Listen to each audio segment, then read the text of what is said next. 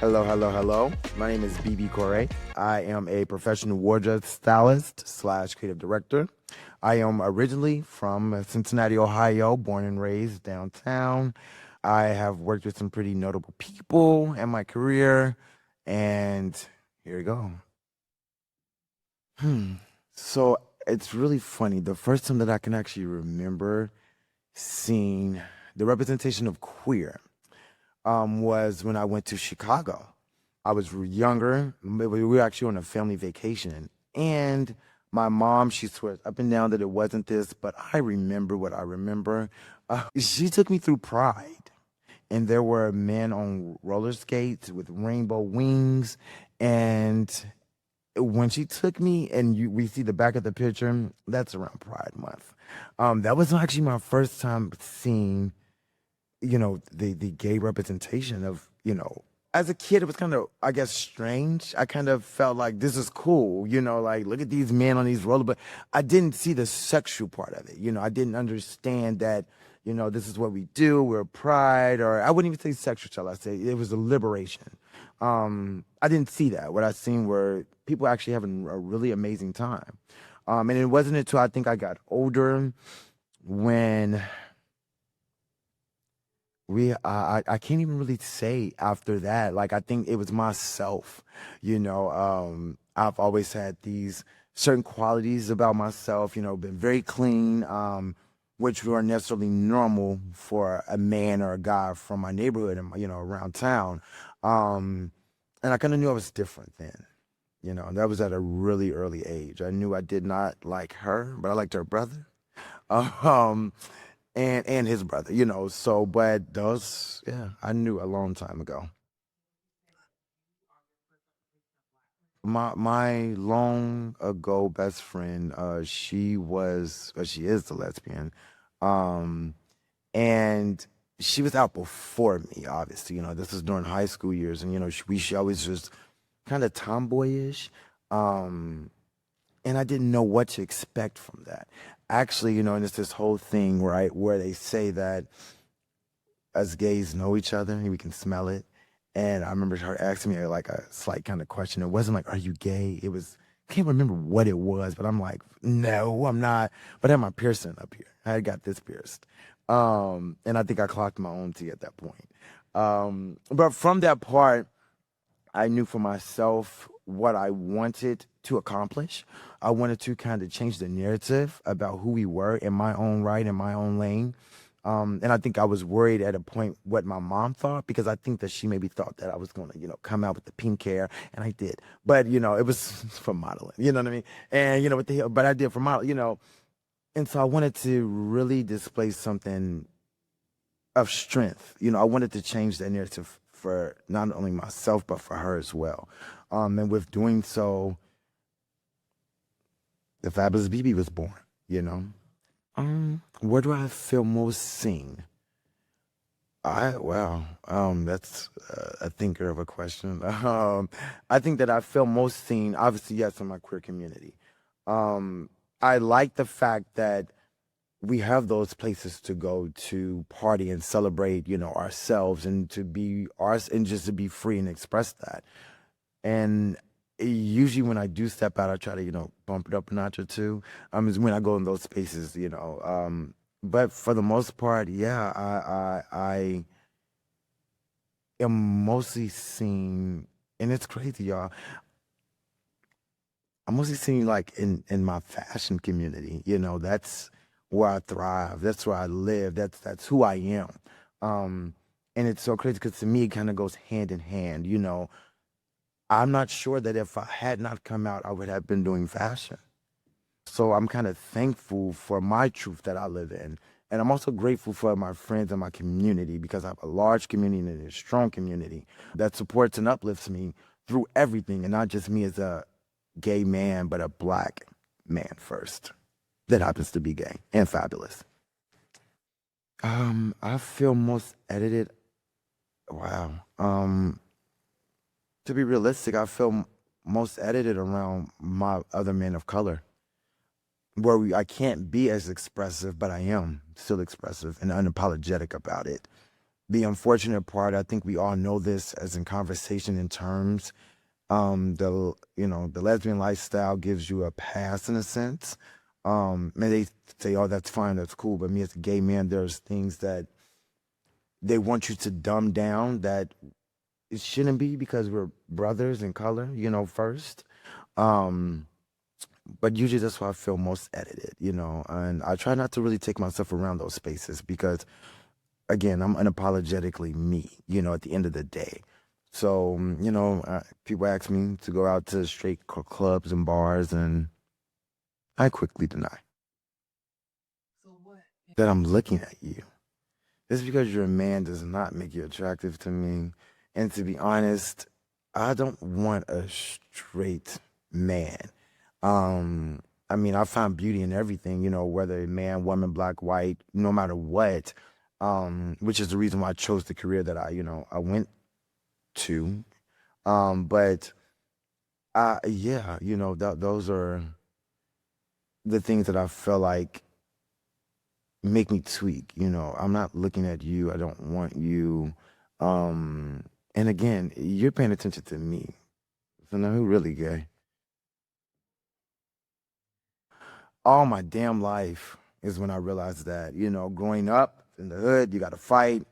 But wait a minute, I'm fighting to survive. But wait a minute, I'm gay. How do I handle this? And I think that it wasn't until I came out that the conversations that I had with my mother, she kind of like awared me, that things were going to change, and which they did. And I consider it was for the worse, because I do understand because of me being in the closet, the friends that I kept. But there were friends that when I came out of the closet that loved me the same. And, we can kick it to this very day because they accept me for who I am first, whether I was a bad person or a good person, a great friend to them. And it was, I think, at that point, and then it got even a little bit more intense when I moved to Los Angeles and I seen the brand that I was working with, the creator of that brand, navigating through those spaces that a black lesbian couldn't get in, but a white woman could. And I seen that firsthand. And we were kicking ass, but it didn't give us our shine, until she walked through and it gave us our shine. So we fought just a little bit harder and won. Damn, what brings me joy about myself? Waking the fuck up every morning, okay? The crazy busy schedule that I got, the lifestyle that I live. I mean, I live an awesome life. You know what I mean? I think that it's so fun over here. I don't want to be anyone else. So my environment, my community brings me joy. I love how they love on me for me, and I like how they love on my partner as well, and he brings me a lot of joy. So I can say that I'm always most happiest when somebody ain't pissing me off, Um, yeah, and I love it from my parents to my cousins, everybody. I'm Brandon to them, at the end of the day. Um, and for me just to know that I have, again, that community, that brings me so much joy. I get it. And I know that's why we have houses and things, we formed that community because we were ousted, with our families and whatnot. But I have the opportunity to be in a very amazing spot. I'm blessed to have that.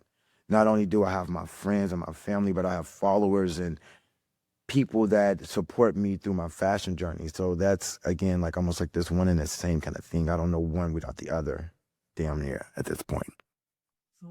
What pisses me off queer representation? Tyler fucking Perry pisses me off about queer representation. Let me tell you two things for certain and one thing for good. As a black gay man, baby, we're not all fucking sex fiends, crack addicts, drug addicts. We know what we want. We are men of the world, and which is so crazy because we have one of the most dominant buying powers. You know, uh, as a gay man, think about this, you all. I don't have children, right? So who you think my quality job that pays, where that money go? Right on me, right? Hell yeah. So we can afford it. We can afford it all. But that pisses me off about Tyler Perry. Getting back to you, I don't like the way that we're represented in his movies. And people always ask me, well, why do you not like Tyler Perry? Because of that. Like, it's always something, and we always got AIDS. It's like, that's not it. You know, I've lived my life, and thank God that I haven't had to deal with any of that. But we have prevention now. I mean, in just the same way as I know I live my life, there's a straight and heterosexual man out there doing 15 times worse than what I am. And having sex with every woman that he meets and 19 kids, go to fucking hell. That's my stereotype that pisses me off. Wow. Clock it. One of the first gay black men in pumps that walked the runways and actually slayed the runways in the city. I remember the point in time I was damn proud of myself because I was the headliner. I was closing shows out. You know, I was moving women out their seat, you know, so I can walk. And that to me meant something. It meant power. It meant strength. It meant my dignity, you know. I practiced my ass off just like Beyonce, you know, on my tippy toes and twirling and spinning and, you know, maneuvering through, you know, the arts and the fashion and things, you know. So what I would like to leave behind and for the people who come after me is to know that it can be done. Like, it can be done. There's nothing, you stop yourself. There's nothing that I think that I wanted to do that I didn't accomplish. You know, I mean, I was moving with the movers and the shakers. You know, my peers weren't necessarily in the fashion community. My peers were promoters of, you know, some of your biggest club celebrities and the Ritz at the time. And, you know, all of those were my peers, you know. So I took a stand for it. And, you know, I think that's why I never really try to put anything messy or crazy about my life on the internet. You know, I leave that shit at home. But that's it, you know, that it can be done. And you can live a regular, normal life, being a black gay man, successful as it can be, and find love and happiness. You know, it's not all about quick fixes and on to the next, you know. Yeah. Final words for the interview. I am proud. I am absolutely proud, not only of myself, but the community within itself. This world is changing. We all have something going on in our lives, you know, so take a moment and a time to just be grateful that you are still here, breathing and alive. And to be black and queer means something. It definitely means something. Confidence is key, everybody. If those are my final words that I can give, confidence is key. You know, believe in yourself every morning. Go after whatever your dreams and goals are. Don't stop until your last breath. But I am proud. Keep going, as I shall. Happy Pride, y'all. 2026. It's the most important party you cannot get in.